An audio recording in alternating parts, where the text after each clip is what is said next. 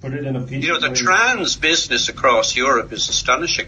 I had a paper some months back where I looked at some of the royal families of Europe going back over the last 100 years. Yes. Yes. And you can, they jump out at you. The male qualities, they are actually comical.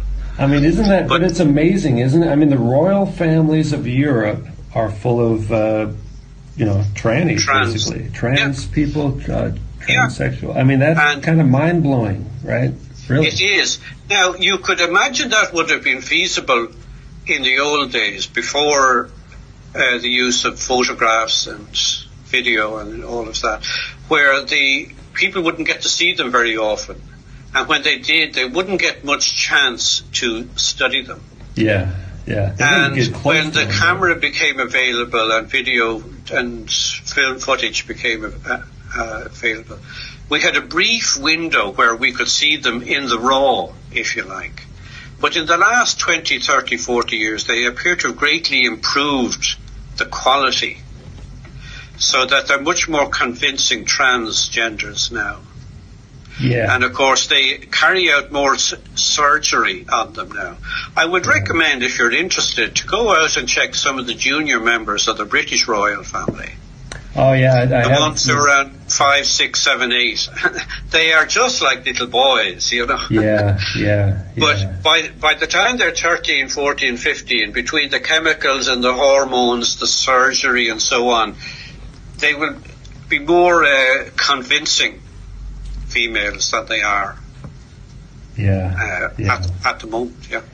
Yeah, it's just such a strange thing to do, for just normal people like us. We just think, why would anybody want to change their gender or pull out, try to do this deception? And now, do you think it's something they have to do to please their gods, right? Their master? I think it is. I think it's part of this cult, club, society.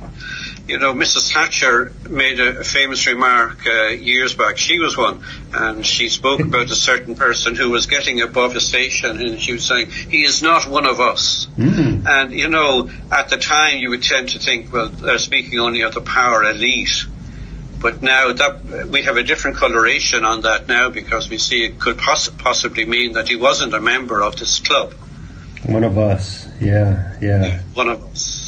They're in some play. And I think the Mitfords used to have a term, you and non-you. Ah. The you being us, and of course the non-you being the rabble. And if you're one of us, then of course there must be some physical evidence that you have joined this club. Now, I don't think all of the males have to do it, or even all of the females, but it is quite obvious the more I study this, these people hate natural women. Yeah. They hate natural childbirth, they hate natural marriage, they hate natural families. Yes. Is that their hatred of humanity in general, or what is that all Well, it about? seems to be whether Satan hates women more than men, and this is carried through, or whether it's part of a general strategy that they are following to wipe out the family, separate sex and marriage, separate the rearing of children from their parents, so that the state raises and brainwashes the child, and where generation takes place without the uterus, because the striking feature of an androgyne is the thing you can't see. They don't have a uterus. Great point. But they always pretend like they do.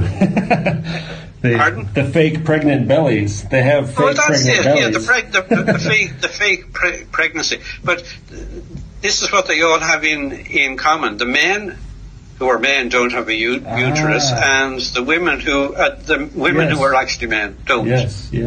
So you see, Satan hates this because that's the means by which the Lord brought Christ into the world and caused the defeat of Satan.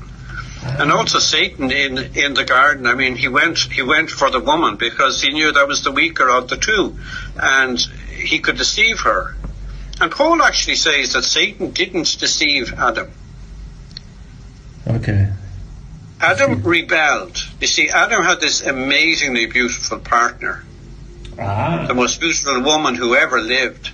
Yeah. Satan Satan Adam didn't really believe the lies that Satan told. But he went along with it because he was losing his woman. You know? Yeah. And this seems to be all part of it.